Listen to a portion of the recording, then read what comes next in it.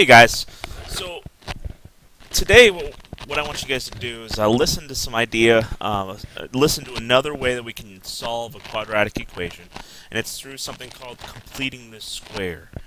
And what I want you guys to do is make sure when you guys listen to this and watch it, it is okay for you guys to stop it and like keep going after you stop it a couple times to write down what's going on. It's okay to listen to this when you do a couple of examples, but I want you guys to use this as a tool to help you guys understand this. So, what we're talking about is completing the square, which is another way for me to solve a quadratic equation. Okay? And this is all based off the idea of me rewriting a quantity as something squared. So when I look at this, when I look at x squared plus 8x plus 16, I know that I can rewrite this as some sort of binomial squared. If you guys were to factor it, you guys would get it to be x plus 4 squared. Okay? If you guys were to factor it, you would see that. But once I know that, I can just automatically notice a pattern that exists for me to rewrite something as a squared quantity. This does not work for everything, but there are specific ones that I can see this.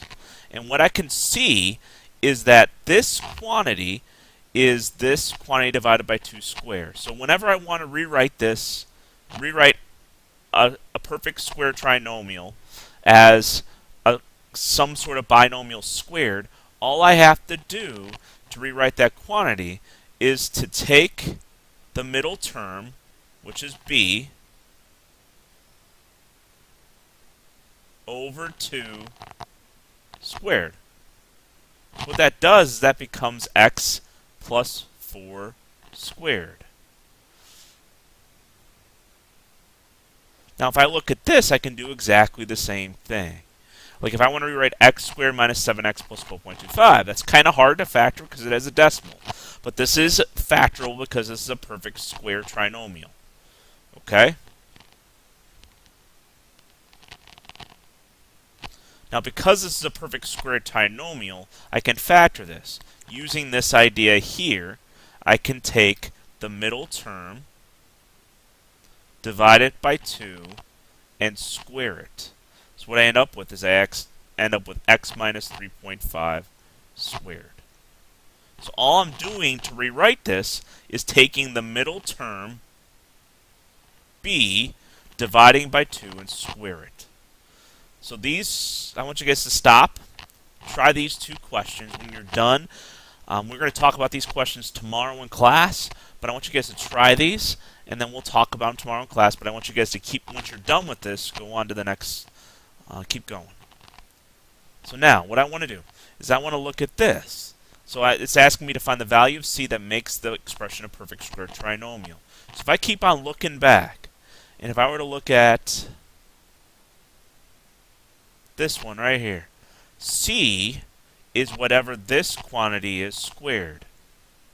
If I were to look here, if I were to ask you guys what 12.25 is, it's 3.5 squared. So if I were to look at this, I want to find c. To find c, what I'm going to do is take the middle term, 24, and divide it by 2 squared. So step 1, I want to find out what c is.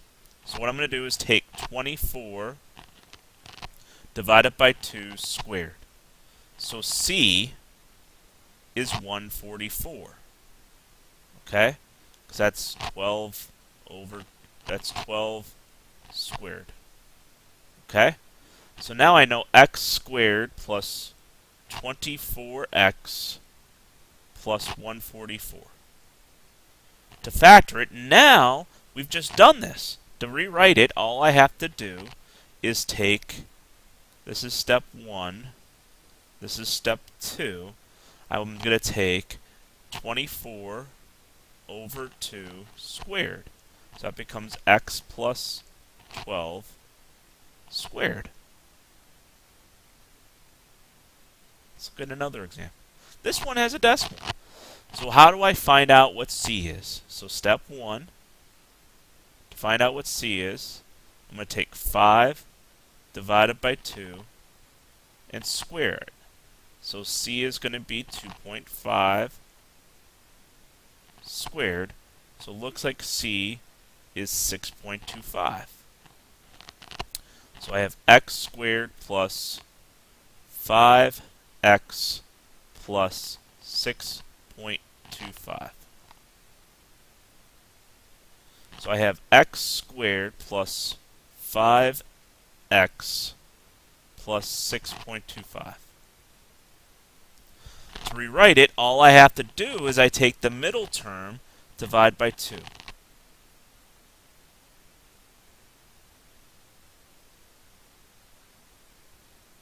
So it becomes x plus 2.5 squared. So I want you guys to try these two questions. When you're done, we're going to keep going, okay? So let's look at this. Now what I want to do is I want to solve these by completing the square. So the first thing I want to do is to get the variables on one side of the equation with the constant on the other. So what I want to do is I want to add 7 to both sides. So I have x squared minus 6x equals 7. Alright, so step 2, I want to complete the square. So first thing I have to do is find out what c is. I'm done. So I'm going to take x squared minus 6x plus 6, negative 6, over 2 squared. So that becomes x squared minus 6x plus 9. Now I know that this automatically equals 7. But what I have to do is I have to make it equal. I have to keep the balance. So I added 9 on this side, so I have to add 9 on this side. So that's why I say we have to add c to both sides. So right now, I have x squared minus 6x plus 9 equals 16.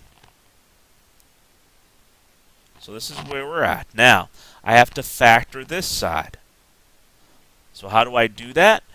To factor the left side of the equation, I'm going to take the b term, which is negative 6, and divide it by 2. So I'm going to take negative 6 over 2 squared. So right now it's x minus 3 squared equals 16. So that's step 3. Step 4 is I'm going to solve by square roots. So I have x minus 3 squared equals 16. I'm going to square root both sides. So I have x minus 3 equals plus or minus 4. Add 3. So I have x equals 3 plus or minus 4. So I have x equals 3 plus 4, and x equals 3 minus 4. So x equals negative 1, and x equals 7. So let's look at this example. So first thing is I want to get the variable on one side, so we're going to add 9 to both sides. So I have x squared minus 11x equals 9. Complete this square. So I'm going to do x squared minus 11x plus negative 11 over 2 squared.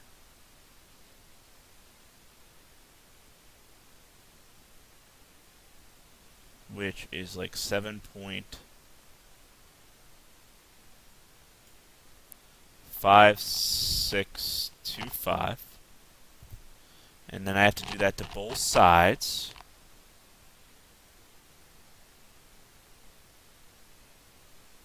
So right now, I have this.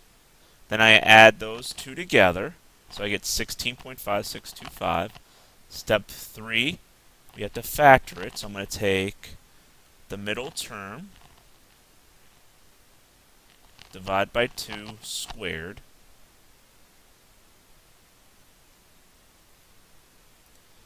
So I have x minus 5.5 equals 16.5625. Square roots. So I have x minus 5.5 equals plus or minus 15 or 16.5625. So you get x to be 5.5 plus or minus square root of 16.5625. So I want you guys to try the next two, and we'll talk about it tomorrow.